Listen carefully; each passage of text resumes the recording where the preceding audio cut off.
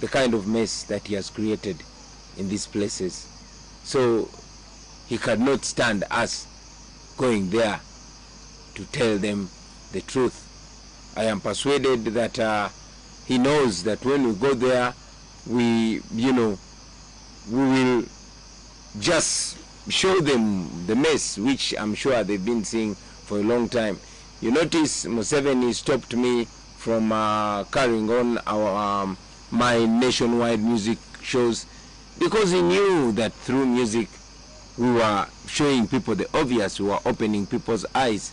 And indeed, he stopped me and the team from going around the country to carry on our consultations, because he knew he does not want us to communicate, because the more we interact is the more people's eyes get opened. But too bad for him, the people are already fully alert. They already understand what's going on in their country. So I salute all efforts, all friends in the struggle that have played their part to ensure that our people are fully awake, because we all see that people are fully awake. Our fellow citizens, while President Museveni and his surrogates are going around holding rallies, holding processions, they are beating us, torturing us, killing people, and throwing us in prisons for doing the same. He knows that even when he was encouraged to postpone the election, he was looking at this COVID-19 pandemic as an opportunity to rig the election, to play his usual game. But again, he realized that not even the pandemic can stop the people from coming out, and that's exactly what happened. Now, having seen that he has no other option, he resorted to his usual brute force, unleashing terror to the innocent citizens. And that's exactly what was happening. He arrested me and many other comrades and dropped us in Narufenya. Why? Because he had no other options. Museveni did not want us to speak to the people of Luuka, because he knew we were going to tell them that more than 79% of the people of Luuka live on Tadoba, Butadoba, or Paraffin. More than 79% of the people of Luuka, with the great resorts that is in Busoga. He knew that we were going to tell them that more than 87% of the people of Luuka rely on firewood for survival. He knew that I was going to tell the people of Luuka that only a quarter, 25% of the people of Luuka have permanent houses. A quarter of the population. He knew that. That's why he stopped us. I mean, by the way, in a special way, abantu ba Luuka mbalamusa kwino gwali mu Kyagulanyi okwira kwe wifwe.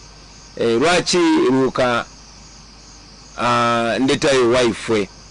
Nze baba wange nga tanafwa yankoba nti omu ku badada bange mudi 18 something yaliwe Luuka, era bamuziika Luuka, bali bamweta Bwago. Era ndikwida kufunayo olunaku lulala nje Luuka eyo kumalanga wiiki ndala nonye ku relative bange ab'omu Luuka, nkidi nti abalala bakaliyo aya abandi basenguka era bajayiganga, era ndidi nti abakaire b'omwiganga baidi omukaire bali beta Bwagu Sekayi, yali mudingwino awo mwiganga, yafa mu myaka ja 1950s baba we yankoba. Oyo mukaire we dada wange baba oyatola ku erina lya Sekayi nali wa mutabani wange beta Solomon Kampala Sekayi, erina lyali lya dada wange, bali bamweta Bwagu Sekayi, yali mudingu weiganga. Kale no bobona oti abantu b'Obusoga banenda ino ayenze nambenda ino eyo tinsobi baba ze ndi w'Obusoga ndi mwana wa Luuka. So I salute you, my brothers and sisters.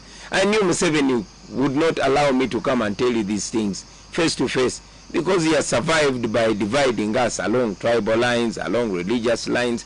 But now he sees a generation that's so connected, as if this connection was made in heaven. So he's so scared about us coming together. Museveni did not want me to step in Buyende, because I would have told the people in Buyende that despite paying a lot of taxes, over 70% of them have no access to drinking water. I would have told them that. I would have told them that over 90% of the people in Buyende aged above 15 years, they only have senior 4 as a maximum level of education. He didn't want me to tell them that. He didn't want me to say that over 4,900 households in Buyende lack toilets, and over 93% don't live in decent houses. He's scared of that. He does not want me to tell our people that they are actually slaves in their own country. These statistics I'm giving you are from, a government agency, UBOS. So Museveni is scared of that.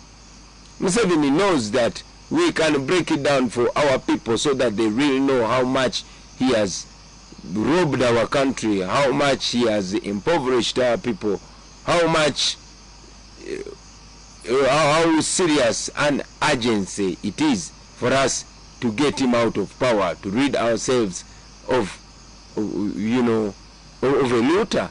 He did not want that. However, we are able at least to share this now. He didn't want me to come to Kamuli because he did not want me to remind our people there of the persistent lies that he has been telling them, promising one thing after another. He didn't want that. He didn't want me to remind the people of Kamuli about the sick healthcare system. He didn't want me to remind the people of Busoga of how much he has killed their education. I told a few people that I met in Busoga that my dream as an artist was to go to Namasagari College. When I was still a school-going boy, Namasagari College was a dream of every talented, of every artistically talented young man or woman. But look what happened. Busoga College Mwiri. We all wanted to go to Busoga College Mwiri. We all wanted to go to Butiki.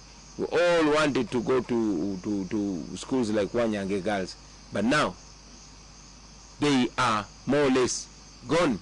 So Museveni did not want us to remind our people that way. And that's why he blocked us.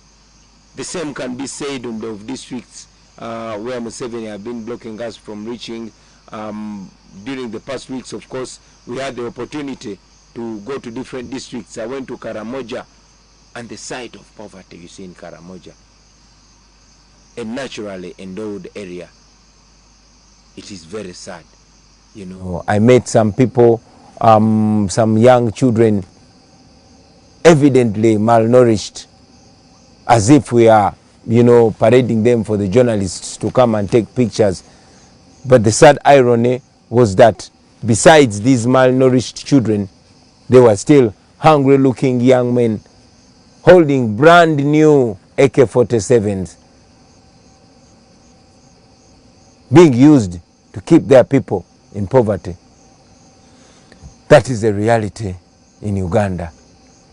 Hungry mothers, hungry fathers, miserable people.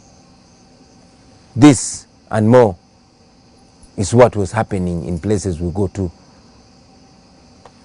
Hungry and mean-looking soldiers holding brand new weapons. But on their side, miserable children with no future to speak of. But it reminded me that that is how Museveni sees us. He sees us as his slaves.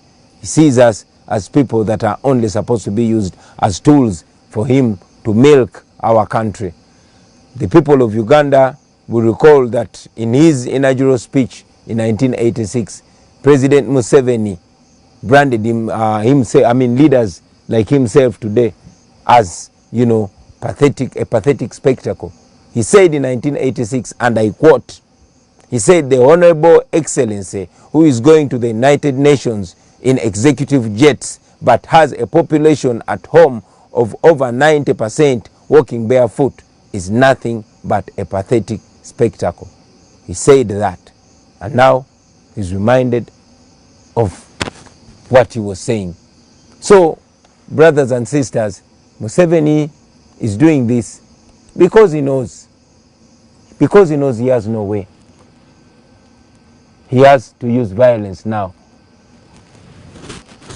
We are here, but we are mourning the death of more than 50 recorded young men and women, innocent citizens. Many of them were going about their business and they were shot dead. Many of them were only speaking out against injustice. He sentenced them to death because he believes that by threatening anybody that dares to speak out, he will be silencing us. I also saw the Minister of Security, General Eri Tumwine, confirming that indeed their police has the power to execute any citizen. We condemn that, and we continue to tell him that the people of Uganda will be free.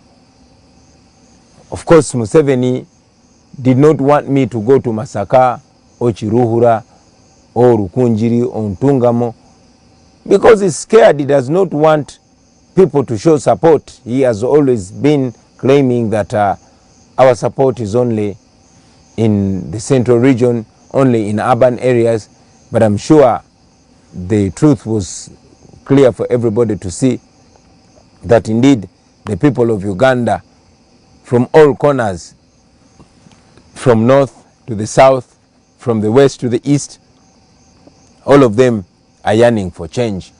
All of them are ripe for change. You all notice that they've tried as much as possible to brand us as violent. And as I always